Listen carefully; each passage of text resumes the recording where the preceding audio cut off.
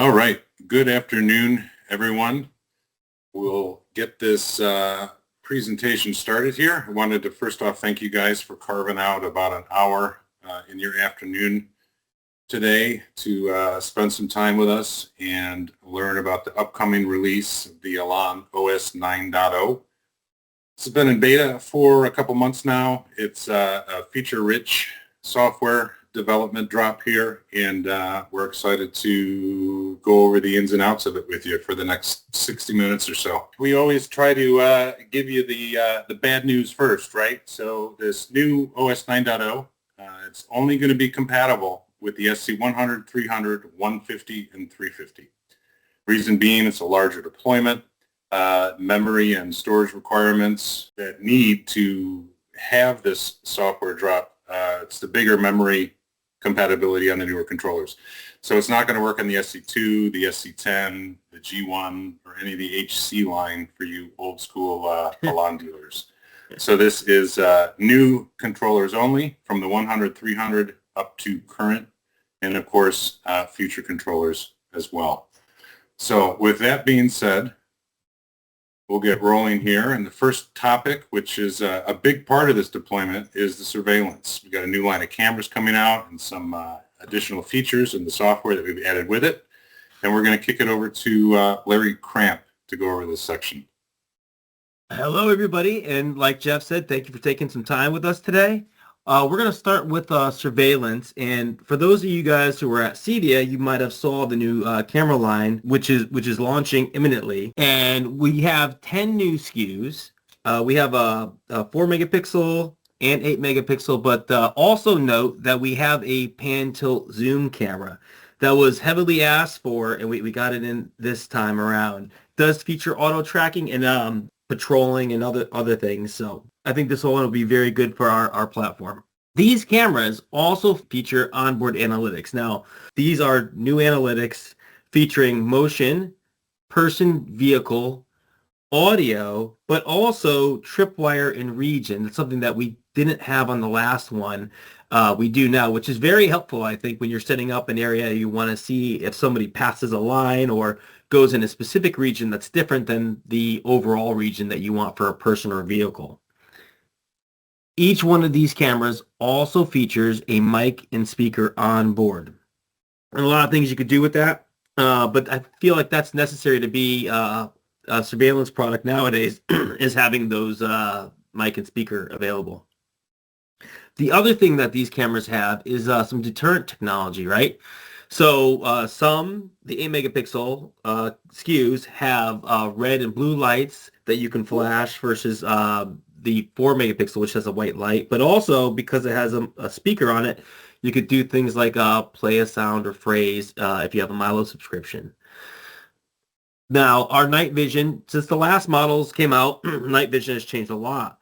And now we have the color night vision. We call it smart color night vision, and we'll talk about it in a few slides of what it does. But it could be smart. You can have full color or full IR or whatever you want. All right. So along with surveillance, a lot of software has been updated around this as well. Video summary, right? So when you go to a camera in the software in VR, it has this little lightning bolt, right? And if you press on that, what it'll do is it'll play back the video of the day. So it'll skip to the good stuff, as they say, and you have an option to select if you want vehicles only, person vehicles, and it'll show you all the events that happen throughout the whole day, and it'll slow down when they actually happen, just like you can see here. That's the mail delivering. And it'll speed up between the actions. So all you're seeing is what's important to you at that moment in time. That's me walking my dog, just in case you were curious. In this case, I have person and vehicle checked for the events that I'm curious about. And of course, that's a Amazon package. But yeah, so how this works is it starts at midnight, so the whole day, so 12:01 till 11:59 of the following day. So time lapse mode is the same idea as a video summary, only you get to start the playhead whatever you want. So move the playhead to wherever you want, and then hit the fast forward button circled in red there, and it'll do the same speed up, slow down as video summary does. But it doesn't play a whole day. It just plays where you want, and then you could stop it if you want to. So hi, everybody's Tom. So just add on that, the all objects up in the upper left, that's the pull down where you decide what is it that you want to see, what would interest you. So that, whatever you select there is what it'll speed up and time lapse between those events, and then it'll slow down and play those events or objects or classifications in real time, and then speed up again. So it's a great way to navigate through your timeline for the day or even longer. So you don't see, you're not just jumping through events, you're seeing everything, but just in time-lapse mode, so you don't miss anything. And then it'll slow down where you want it. So with these cameras, they all have an onboard microphone and speaker. And I mentioned that before, having that is, I think, important for surveillance going forward. But what does it let you do? So if you have a microphone, you can listen, and with that speaker button that's circled in red down there, you can listen to what's going on in the vicinity of the camera and the volume to make it louder if you want.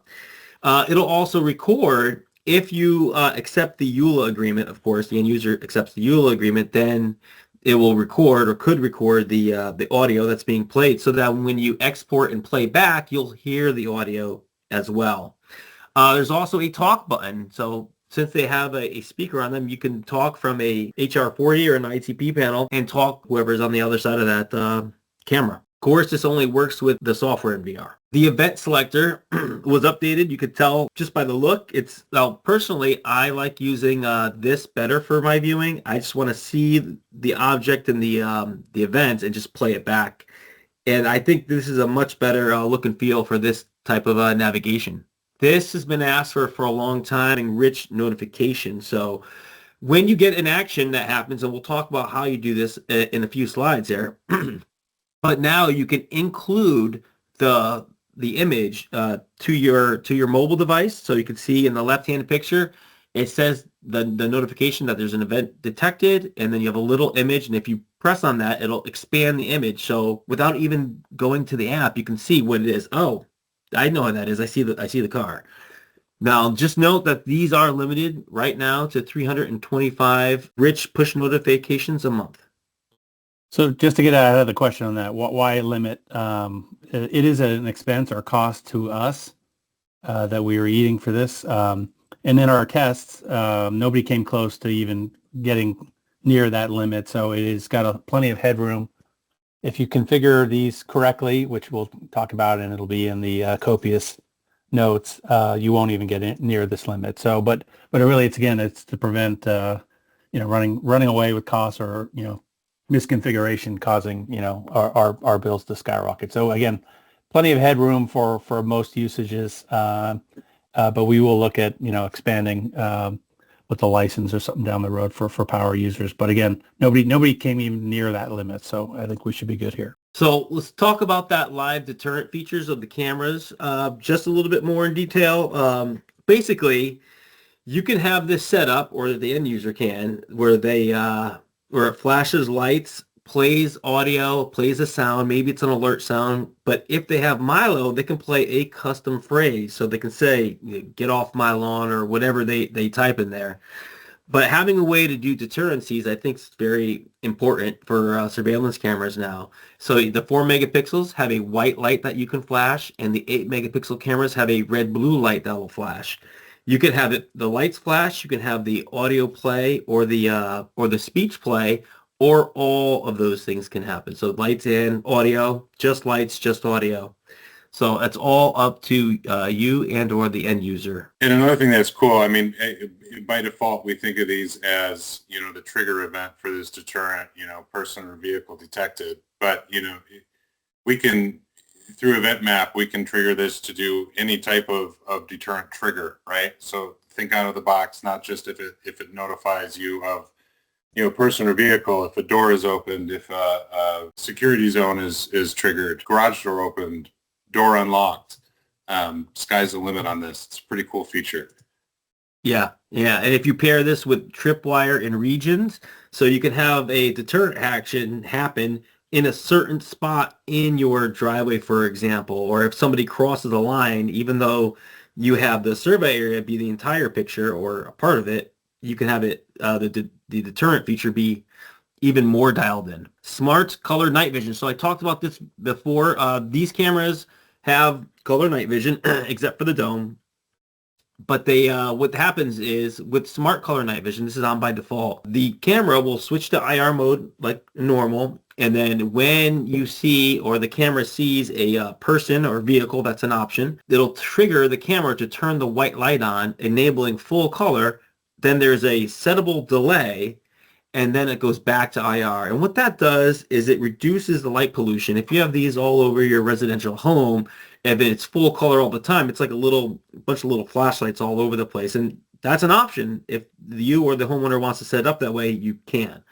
But smart color night vision, it's IR, switches to color, and then back to IR. This is a new feature, having the ability to set by camera what somebody is able to access by the user classification. So in 8.9, we released classifications, and then there's guest, standard, and admin user. So there's 3 levels of user, and in the camera, you could set the abilities based upon the minimum user class. So you can say, for instance, audio listen, audio talk, the operation of the pan tilt zoom camera, the privacy control, or the even seeing the NVR playback. So all these 5 things are controlled by the user class. So if you have a touch panel that's like on your lanai or in a public place, you when it's set to guest mode, you'd have to go up to the panel and it'd have to identify you and then log in as a standard user or at admin to get access to that. You can also by default set listen in case down from standard to guest user so everybody would have access. So this is, I think, a very, very cool feature, a very useful feature, and it is, again, by camera. So this is a granular control if you want to have the live view available but then, obviously reduce access to all the NVR and the other features. So of course you could hide the cameras if you didn't want any of it, but this adds more control and more flexibility for your installs.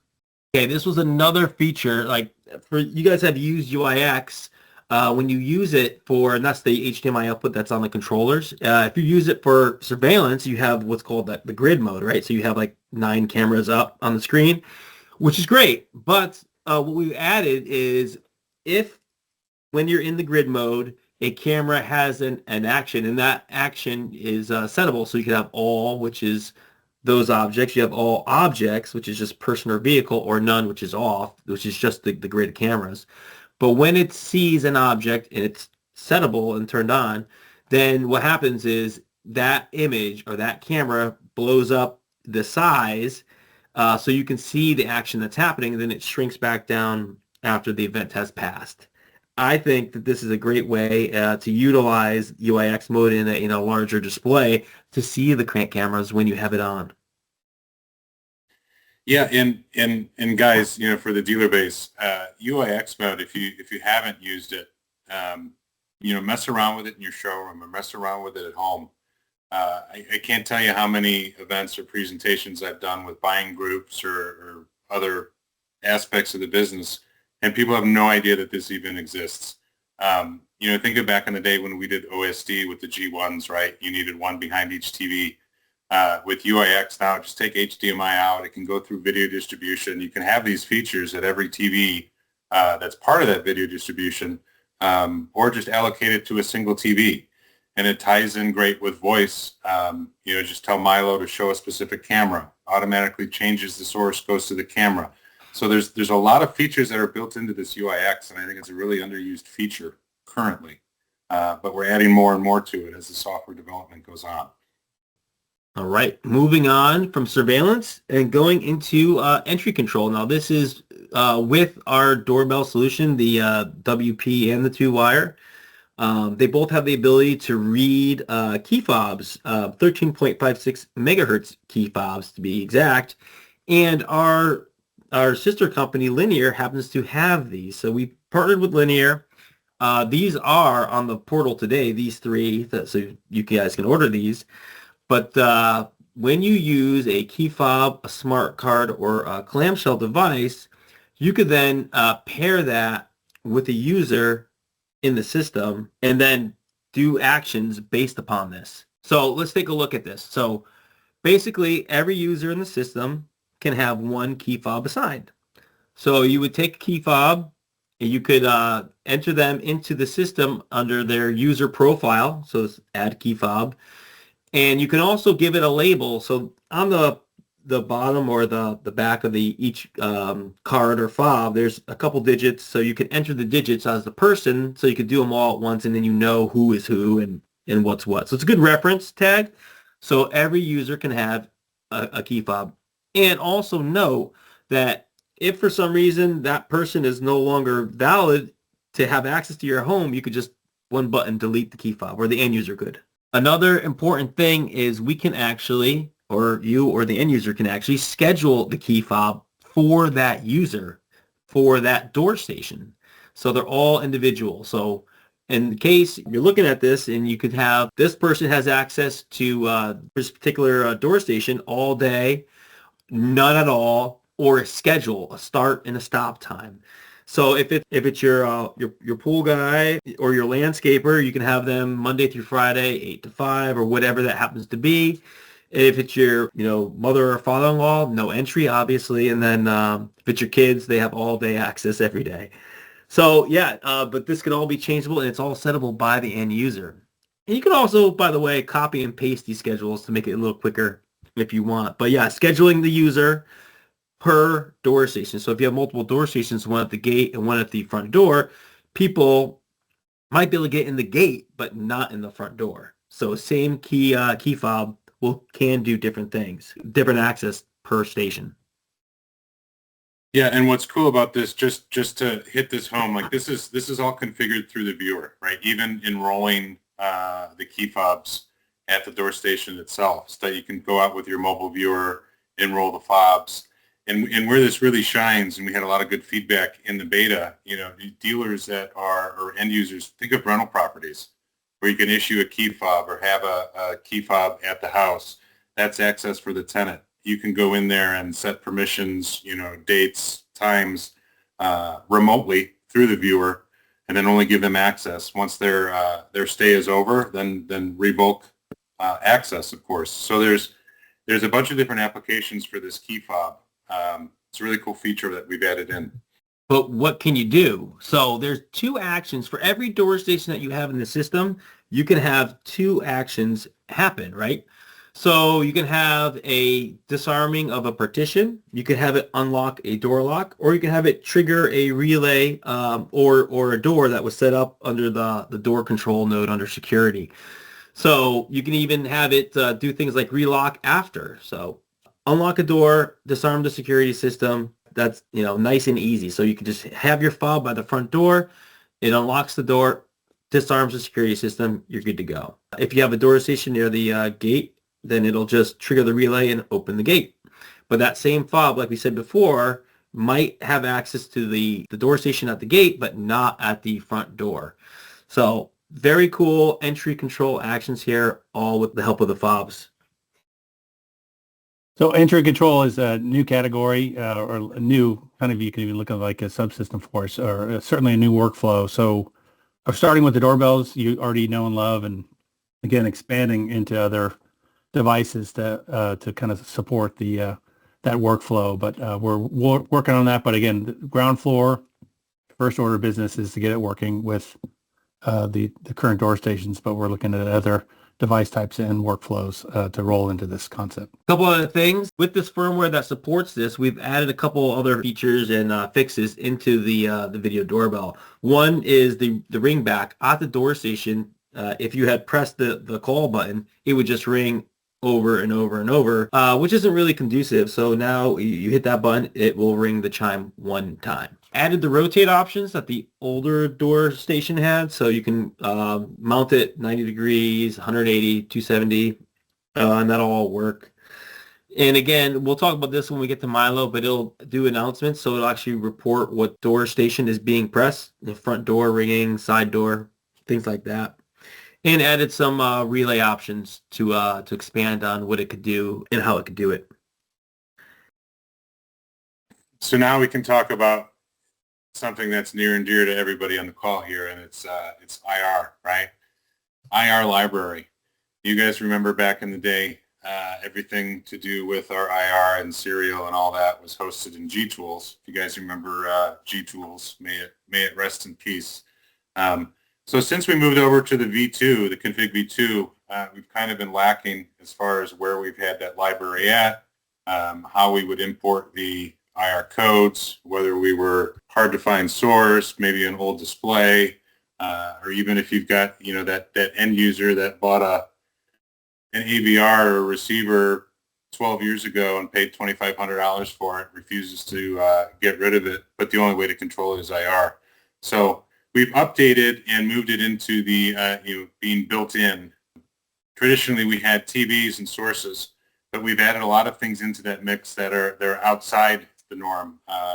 TV lifts, pretty much anything that would have an IR code other than what you were used to be having access to with TVs and sources. It's now all aggregated and kept in this library. Another really cool thing that we've done is we've added templates for zone controllers. So getting back, I think we've all imported generic zone controller, tagged our volume, our on-off control type, and built that driver. But now it takes a while to do that. Yeah, that's absolutely. And it's the now little things, right? It saves, it's time saving. So we've got predefined templates for the zone controllers. And then another cool thing we did is per source, you can go through there and look here, we've got the Xfinity, the X1 cable box, and then you have the ability to pick from anywhere from 1 to 4 different UI types that we've pre-generated for you. So a little bit more flexibility with IR controlled devices, and you're actually seeing what the UI looks like before you go into the viewer. And this is all what you're seeing and working in right into the configurator live. Yeah, and just those extra thousands of codes are very helpful already. So yeah, so just on those codes, so a lot of newer codes being added, but that's going to be on a regular basis going forward. And now that this is served up through the cloud, so more and more devices on a regular basis being updated. The other request we got at CEDIA, which we'll be supporting, is folks want a printout of all the devices that we do support in IR. So once we launch 9.0, that'll be put up into Management Cloud, so you can do a quick search on device types and find what you need before you get into this cool wizard. You can tell that both Larry and Tom are very passionate about that because a lot of work went into that IR, especially Larry. A lot more than you'd think, but yeah. Oh, man. Yeah. Whew. All right. Next thing we're going to talk about is routines. It's a really cool feature that we've added in the 9.0 release, and it's something that needed to be included. When we think about it, our typical end user, or your guys' typical end user, they're getting more and more techie. They're expecting some sort of customization, some sort of control, some sort of light, macroing or light event mapping that they can do on their own, not have to call and be tied to the dealer to make all these changes. So we kind of realize that there's a fine line here. How much power do we give to the end user as far as to be able to do things like this? And then what do we keep for you guys as dealers? We understand that a lot of times a customer calls and says, hey, I'd like to get push notifications every time, a person is recognized on my front door camera.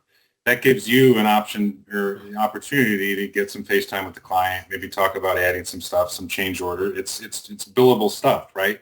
So we've came up with this routines tab, and out of the gate, I want to let you know that this is something that we can hide from the user interface, or we can gate it behind the admin user profile. So I know that every one of you probably has an end user that you would not in a million years want to give access to this as far as them to be able to make their own event maps. So there is the option to hide this and pick and choose which end user you unleash this feature to. So routines is basically, it's light event mapping, right? So your options will populate dynamically based on what you as the programmer have already programmed in. So there's three sections, right? Similar to our event mapper in the config tool. It's when this happens, which is the, event. And then this should happen. That's the executable. And then the third one is what? It's our conditions, right? So, and this is all viewer. It's self-guided pretty much. And the options are there based on what you've programmed in. So if we take a deeper look at this, so we look at our event, when this happens. So some things that are included in this. So video camera events, whether we've got person, motion, or vehicle detection, security system events, a zone triggered, arm disarm status, system events by a button press, a system mode change from home or away. We want something, this is a really big time-based event, right? Maybe a dealer or an end user wants to set a specific type of lights or outdoor lights to go on and off based on time of day and only certain days during the week. And then the last one is voice trigger events. For those of you guys that have been messing around with Milo or deployed Milo for any of your end users, we can take any of those custom voice triggers that you programmed and basically have that as the event. So the end user says, hey, maybe I want something when I say, hey, Milo, it's beer 30. Turn on the music, set a lighting scene, do all that. You can define the custom voice trigger, but then the end user has the ability to go in there and change what that voice trigger does on the fly through this new routines tab. So those are all our events. And now our executables, this should happen. We can do everything from push notifications using that rich image like Larry showed, right? We can also push it to touch panels now, which we're going to get to in a little bit later. It's a really cool feature that we've added. We can get into the lighting subsystem, turn on off lights, set load specific levels. Media, you can queue up a favorite. You can turn a zone off. Security, arm partition, you can lock the doors, open, close doors, system modes. Sky's the limit here. But again, you have control because it's basically only from nodes that are programmed into the config.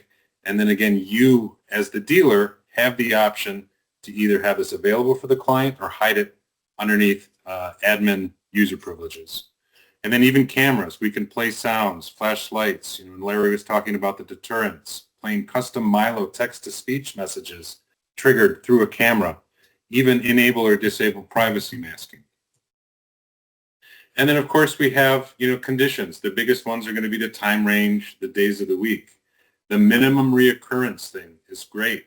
How many times when we first started doing analytics on our cameras, I got a ton of calls from dealers saying, I set notification every time there's a motion event.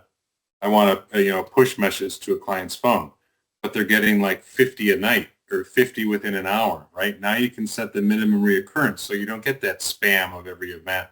If you've got a tree or the camera, the motion event or the motion grid is set up wrong on a camera where it's just falsing every time a tree or leaves blow in the wind.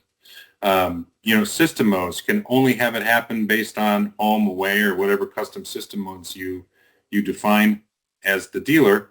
And then also the last one is the zone state. Any of the media zones in the system, you can do that based on the condition. Is the zone on? Yes. Is the zone off? Do this. So this is a really cool feature, and this is expected now. This is expected for people that are spending the money on a control, on an automation system.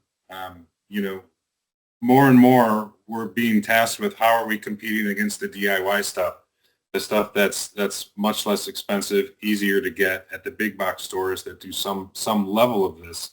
So this is something that we needed to put in. It's been a while in the works, and we're finally ready to release it in the 9.0 release, which is coming in December. So image push on security or camera event. We talked about this where now we can push that notification, or person detected or vehicle detected, not only to mobile devices, but we can push it to ITPs based on a couple different triggers. So there's two options to do that. We can tie it to a security zone. Every time a security zone is faulted, we can have it go to any of the touch panels in the house, as well as the mobile devices. So we can have it do it, and we can define the text that goes along the bottom. And we have two options. If you see on the bottom right there, you can do a little thumbnail view where it'll pop up on the ITPs, or you can define it to do full screen view, where it fills up the full screen of the touch panel. It'll stay there static for a while, time out, and then go back to the previous page that the touch panel was on. So it's a really cool feature we can do based on the new security, based on using the ITPs just for notifications when events happen. Yeah, once you live with this, it's hard to go back the other way. It really makes the ITPs, in my opinion, more valuable. Not only do you know something's going on, but you could see what's going on without doing anything. Just glance over and there it is. Yeah, we also have the option to do announcements, right? So security zones fault, ITP or HR40, announce it with the use of Milo. How many of you guys back in the day, you love the text-to-speech engine we had back on the HCs? When did we get rid of that, Larry? GSC, God. SC2, SC10? Yeah, I think when we went to SC210 is when we chopped it. I had a ton of dealers that would put the security panel, out of sight, out of mind, maybe in a closet or somewhere near the front entry, in a coat closet, and then use just the touch panels for the announcements. And then they program in text-to-speech every zone. That zone was faulted through an event map, play text-to-speech on tablets is what we called it back then, and it would play the name. This is cool because this is configured for you, and you're basically just picking and choosing which announcements you want to go through. So it's not you're not writing the message. It's pre-tagged with the use of the Milo engine. Just checking which zone you want to be active or not. That's it. But this also adds value to the ITPs because, again, when I installed security systems, they were in the closet, and they still do that. But you have ITPs all over the house. Now you can hear when a zone is faulted, and in some cases see it too when you have an ITP. Again, another sales point for the ITPs in a home. So just in general on routines, we think obviously you could extend it to your power users or hide it from them, but we think a lot of installers are going to be using this going forward. Sure, you have the event mapper; it's still there, but this gives you the ability to do some pretty complex things with literally 2 or 3 taps from your phone when you're remote. So again, we think and again we're starting at the basic level here where we picked up some of the use cases and workflows we thought were going to be the most common, but this is the beginning of routines as a category that we're going to be adding to over time. So give it a shot when you try, get in there and you figure out which of your users this would work for.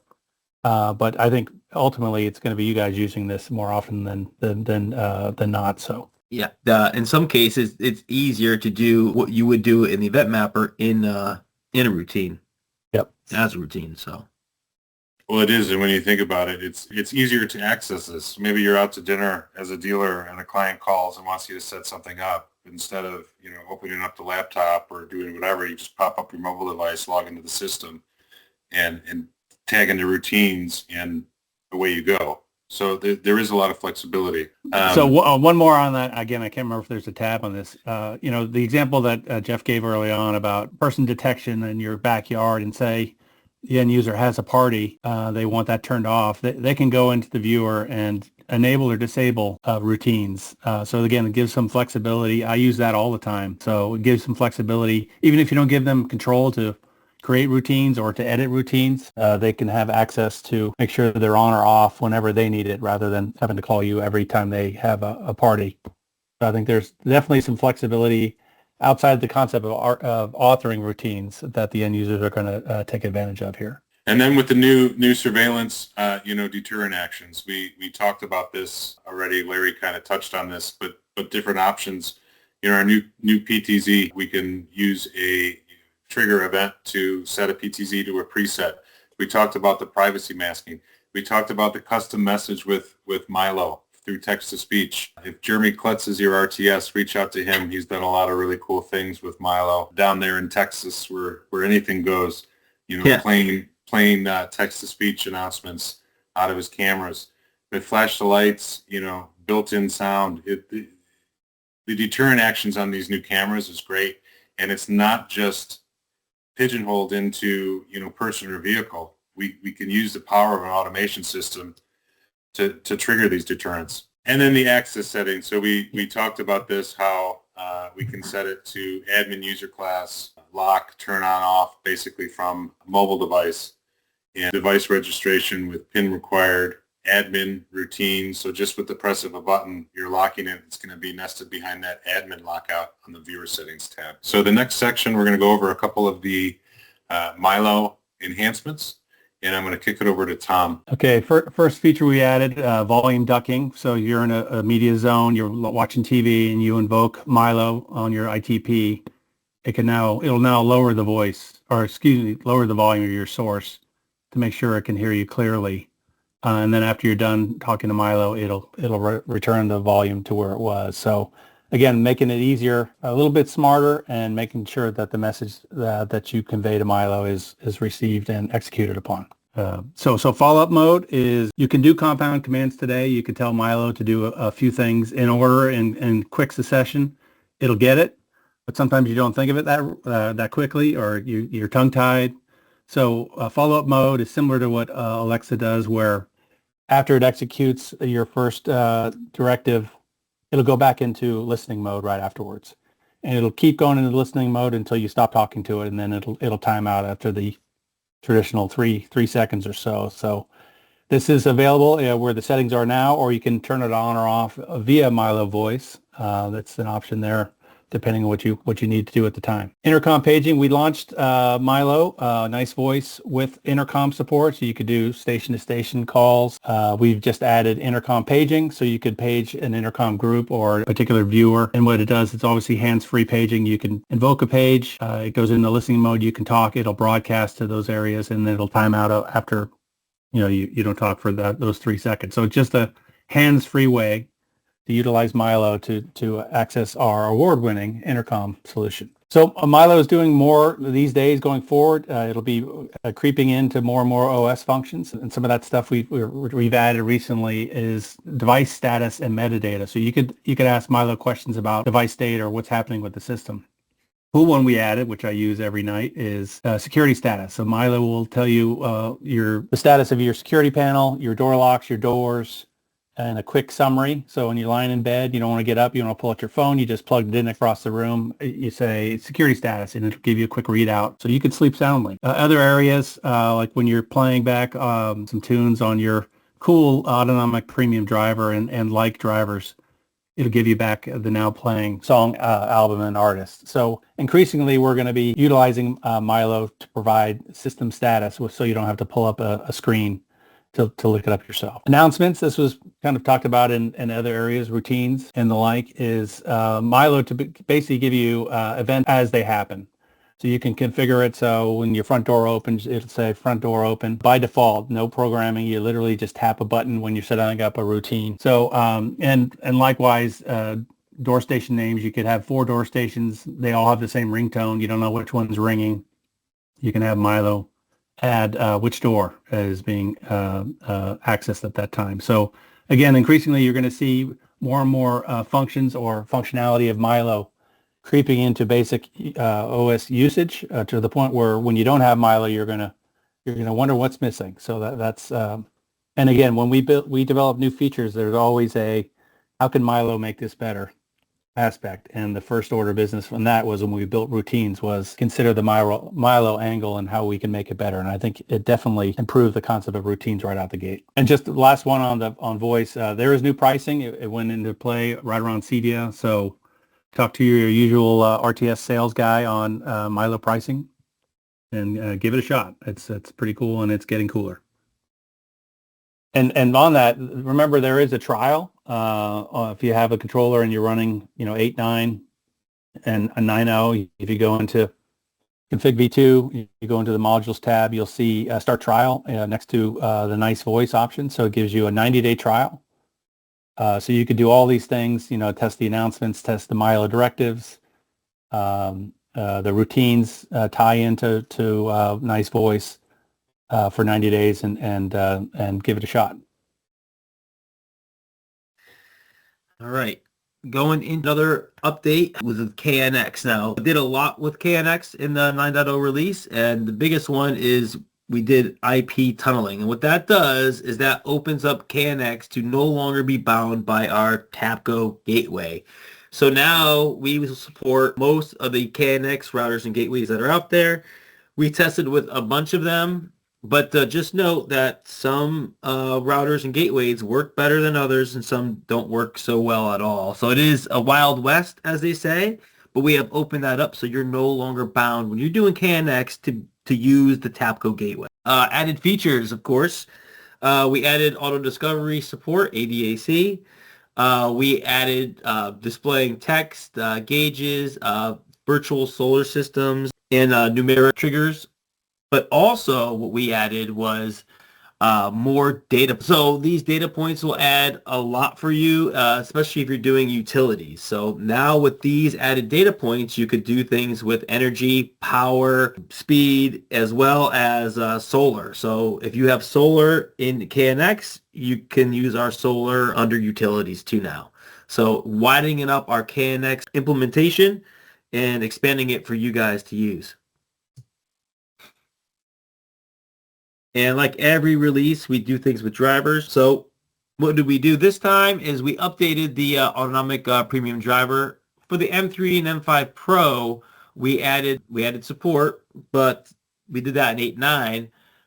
But what we also added was eAudioCast support. So now if you have eAudioCast set up on those units, that'll pull in as well. The M3 and M5 Pro can be set up as its own controller now with volume support. So we do that. And also by default, the audio output was set up to 96K, which doesn't work with our Dante. So if you're using our IPD system, and you have an autonomic in there, we automatically set that to 48K, just making it easier for you guys to deploy. People can now support multiple DSC Neo panels.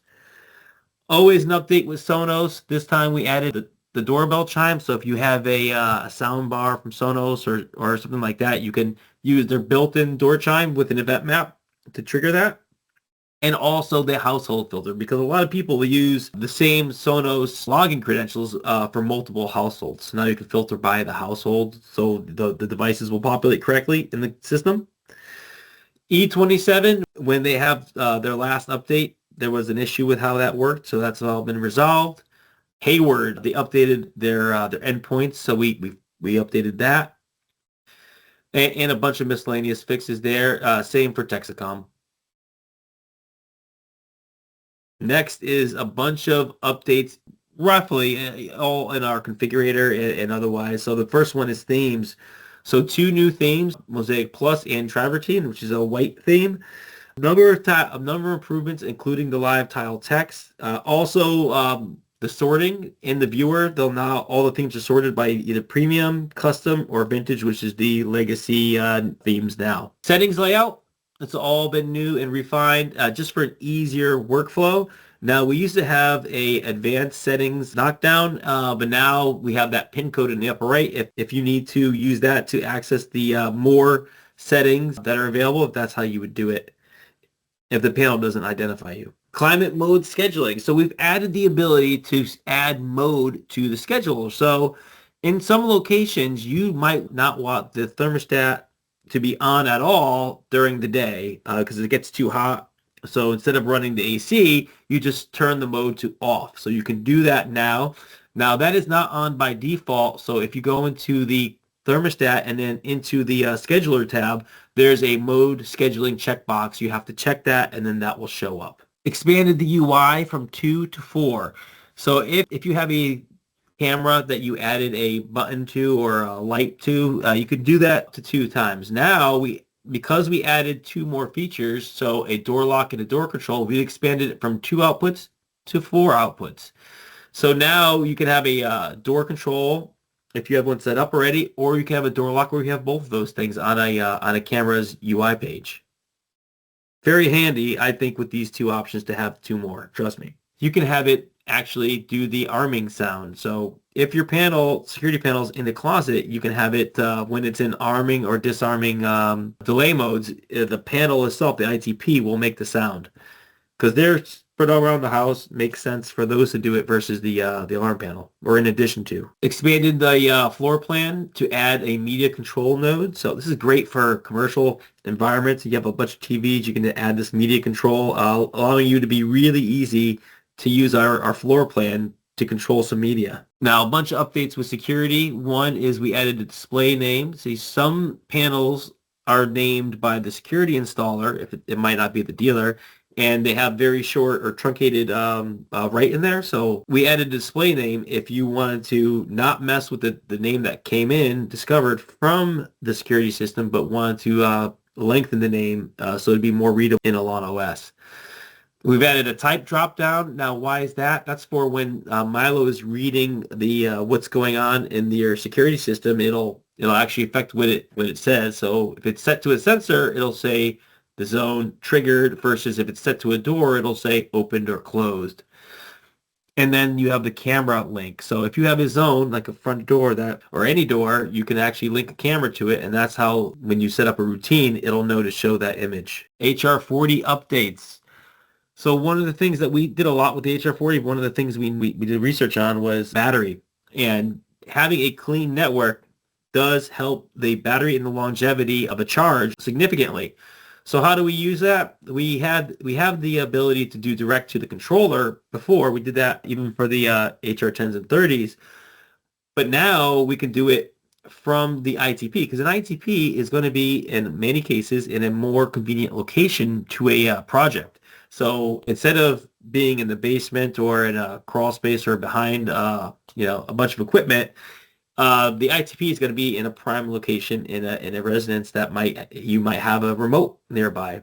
So using the ITP as the gateway for the HR40, you'll notice a better battery life when you have that clean Wi-Fi SSID.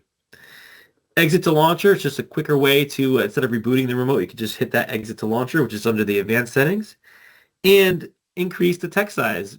Just like everybody's mobile phones, people sometimes increase the text size to see things better on the screen.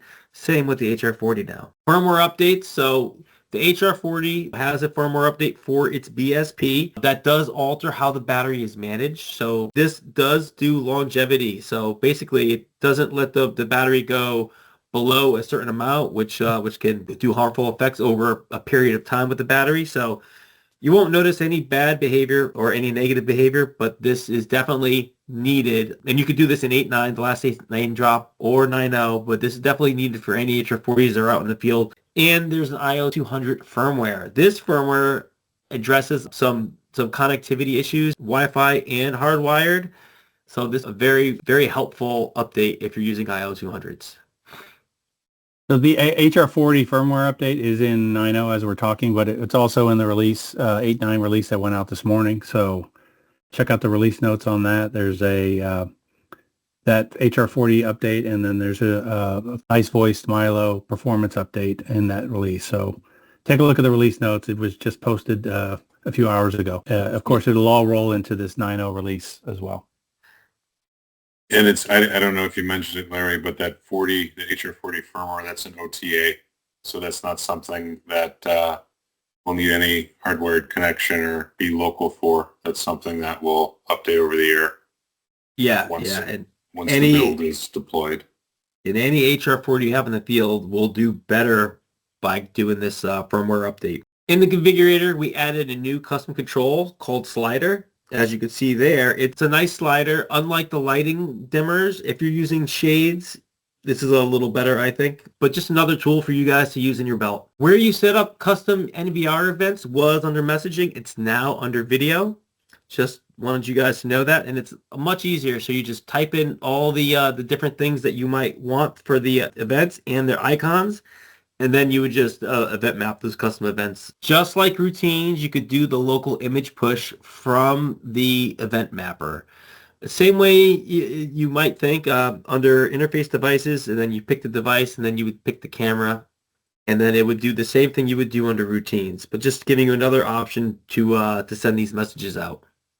Note that when you're sending out an image to an ITP, it does not count towards that limit, the push notification limit of 325. Updated the toggle button. This came from the dealers directly, and they wanted a way to do icons. So if you have the button on or off, we changed the verbiage so you can see how it changes the word locked and unlocked. So that can be changed with the pipe character.